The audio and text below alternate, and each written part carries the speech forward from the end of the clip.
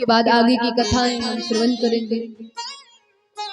तो आज हमने माता भक्ति की कथा श्रवण करी, किस प्रकार से ठाकुर जी माता भक्ति का और ज्ञान और वैराग्य का कल्याण करते हैं, ये कथा हमने श्रवण करी।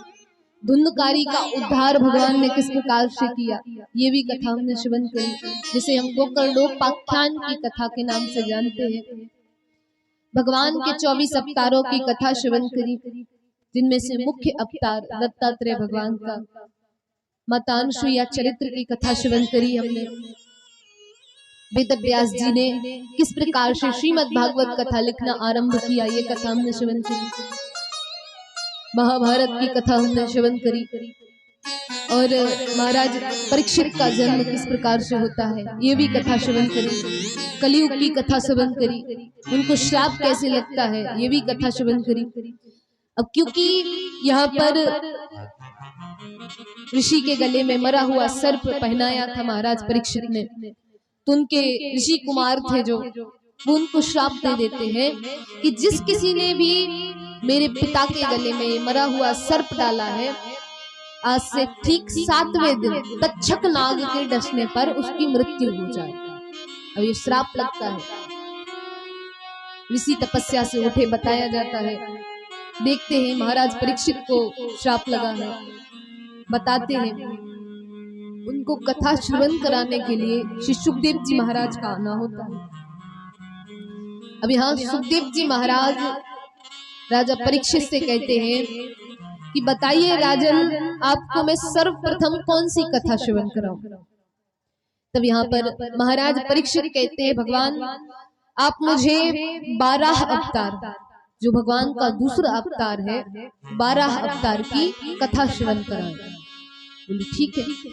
अब यहाँ पर दिति और अदिति, दिति असुरों की माता है और अदिति मैया देवताओं की माता है, जिनके पति का नाम है कश्यप ऋषि।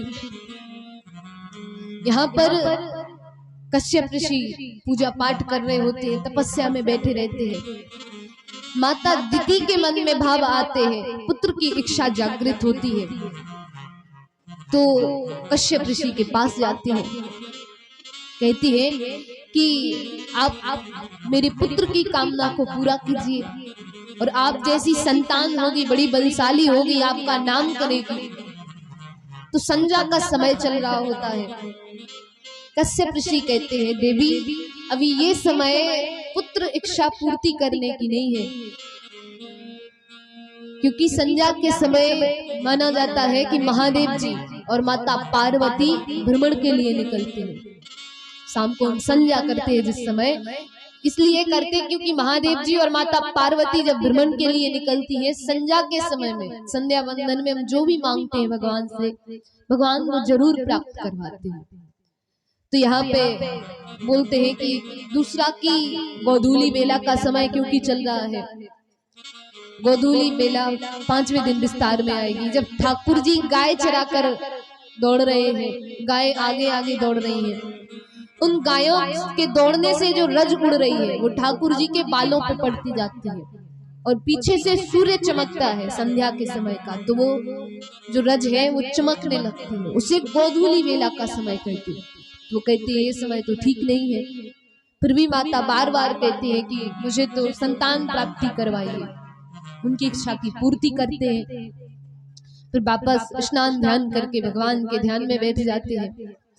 अब यहाँ पर माता दिति को पश्चाताप होने लगता है कि संध्या के समय पे ये कार्य नहीं करना था। उनसे कहने लगती है कि देखिए मेरी कोई गलत भावना नहीं थी, मैं तो ये चाहती थी कि आपकी संतान हो, आप जैसी तेजस्वी हो, आपका नाम रोशन करे। तो बोले आपकी इच्छा कोई भी नहीं हो, लेकिन गलत समय पे किया हुआ कार्य गलत परिणाम देता है। तो अब आपकी इच्छा की पूर्ति तो हो गई और आपने जो कार्य किया है उसका दंड तो आपको मिलेगा ही मिलेगा। अब यहाँ माता रोने लगती है कि देखिए हमारे भाव गलत नहीं थे। जब पश्चाताप करते हैं तो कश्यप ऋषि कहते हैं कि देवी आपने पश्चाताप किया है तो आपके जो पुत्र होंगे, आपको एक पुत्र की इच्छा हो रही थी, आपके एक नहीं 2-2 पुत्र होंगे। लेकिन बड़े ही भयंकर राक्षसों में, बड़े बड़े राक्षसों में उनका नाम आएगा। राक्षसों की जो लिस्ट रहती है उसमें सबसे पहले आपके पुत्रों का नाम होगा। लेकिन आपने पश्चाताप कर लिया है तो आपका जो पौत्र होगा वो भगवान का परम लाडला होगा। भगवान के बड़े बड़े भक्तों में उनका नाम लिखा जाएगा। ठीक है, अब यहाँ माता गर्भ धारण कर चुकी है तो माता एक नहीं, दो नहीं, तीन नहीं, सीधे 100 वर्षों तक का गर्भ धारण करती है। जब 100 वर्षों का गर्भ धारण करती है तो 100 वर्ष के बाद, क्योंकि साधारण राक्षस तो थे नहीं, 100 वर्षों के बाद उनको 2 पुत्रों की प्राप्ति होती है। बड़े ही भयंकर मय अस्त्र शस्त्र लिए पैदा होते हैं, हर हाथ में खड्ग तलवार सब कुछ लिए ही पैदा होते हैं। जैसे ही पैदा होते हैं तो उन दोनों का नाम पड़ता है हिरण्याक्ष और हिरण्यकश्यप। हिरण्यकश्यप अपने राज्य की तरफ चले जाते हैं। जो हिरण्याक्ष थे वहीं पर समुद्र था, वो समुद्र को देखते हैं तो समुद्र की विशालता को देखकर समुद्र को ललकार देते हैं कि हमें तुमसे युद्ध करना है। समुद्र कहते हैं क्षमा करें, मैं आपसे युद्ध तो नहीं कर सकता। बोले नहीं, मुझे तो युद्ध करना है। बोले मैं आपसे युद्ध नहीं कर सकता क्योंकि मेरे रसातल में पृथ्वी रखी है और पृथ्वी को लेने जरूर कोई ना कोई आएगा, आप उनसे युद्ध कर लेना। ठीक है, यहाँ इंतजार करने के लिए बैठते हैं। अब यहाँ पर भगवान ब्रह्मा सृष्टि का कार्यभार संभाल रहे हैं, तो अब रचनाएं तो कर रहे हैं लेकिन उनको रखे कहाँ पर, उन संतानों को रखे कहाँ, स्थान भी चाहिए। तब यहाँ वो ठाकुर जी से विनती करते हैं, कहते हैं कि समुद्र के रसातल में पृथ्वी रखी है, कृपा करके आप पृथ्वी को ऊपर लेकर आइए। तब यहाँ ब्रह्मा जी के नथुने से भगवान सूकर अवतार में 12 अवतार को धारण करते हैं। बोलिए 12 भगवान की जय। भगवान ब्रह्मा जी के नथुने से निकलते हैं 12 अवतार में।